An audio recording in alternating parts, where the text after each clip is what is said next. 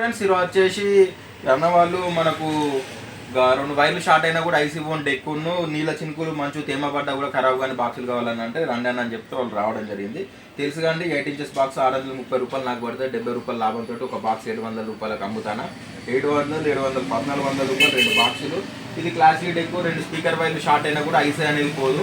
ఇది 1070 రూపాయలు నాకు మెటీరియల్ పడుతుంది. నేను ఒక 130 రూపాయల లాభంతో ఇది 1200లకు అమ్ముతాను.